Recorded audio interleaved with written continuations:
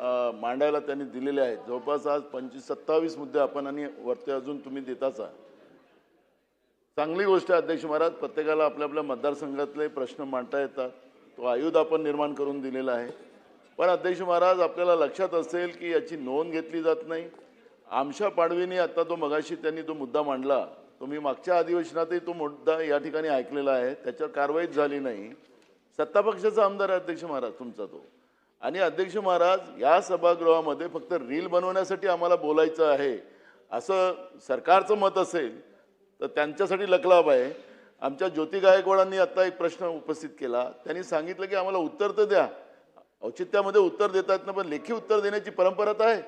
मी अध्यक्ष महाराज त्या ठिकाणी बसलो होतो, त्यावेळेस मी असं उत्तर मागितलं, चीफ सेक्रेटरीला या दालनात इथं उभं करायला लावलं होतं अध्यक्ष महाराज। हा सभागृहाचा अपमान सातत्यानं या ठिकाणी होत असेल आणि वांजोटी चर्चा या ठिकाणी होत असेल, याचा काय घेणं देणं अध्यक्ष महाराज? कशाला या सभागृहाचा वेळ खाताय तुम्ही लोक? जनतेच्या पैशाची कशाला लूट करताय? आणि म्हणून मी आपल्याला म्हणतो उपाध्यक्ष महोदय, आपण अध्यक्षाच्या खुर्चीवर बसलेला आहात, आपण आदेश द्या आणि आम्हाला या औचित्याच्या मुद्द्याचं 15 दिवसात की महिन्यामध्ये उत्तर दिलं पाहिजे, नियम आहे।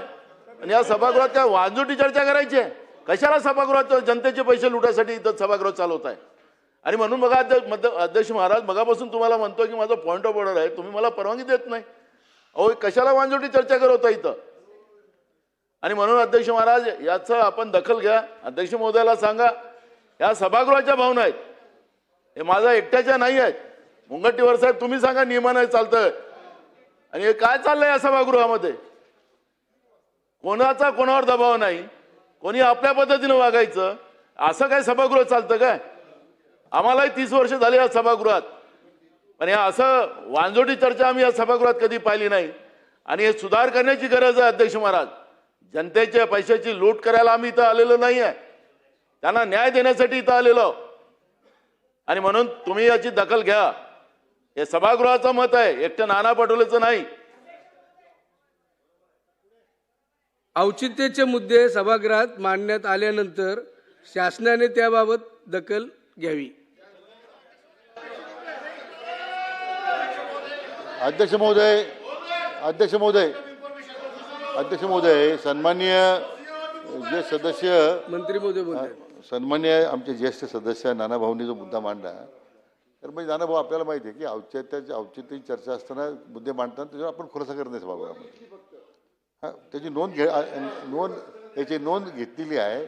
आज जे मुद्दे उपस्थित केल्याची नोंद घेण्यात येईल व सन्मान्य सदस्यांना त्याचे संदर्भातली जी काही माहिती आहे, खुलासा असेल, 1 महिन्यात करू आपण ते कारवाई। 1 महिना नियम आहे आणि 1 महिन्यात करू आपण। शेखर निकम। अध्यक्ष महोदय, शेखर एक मिनिट।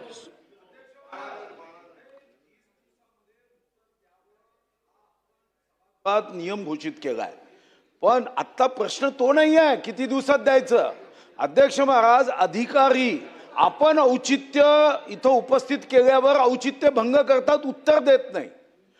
6-6 महिने 1-1 वर्ष उत्तर देत नाही, म्हणून आपल्याकडून असे निर्देश हवे आहे की या अधिवेशनात जे 30 दिवसाच्या आत उत्तर दिले तारखा निहाय पुढच्या अधिवेशनात एक बुकलेट द्यावं। थोडासा खर्च होईल पण माहीत तर होईल, अनेक शिस्त लागेल। अन्यथा औचित्याचं उत्तर 30 दिवसात देण्याचा नियम असतानाही ते देत नाही आहे। कमीत कमी त्यांचा धाक राहण्यासाठी तुम्ही निर्देश द्यावे। सदस्य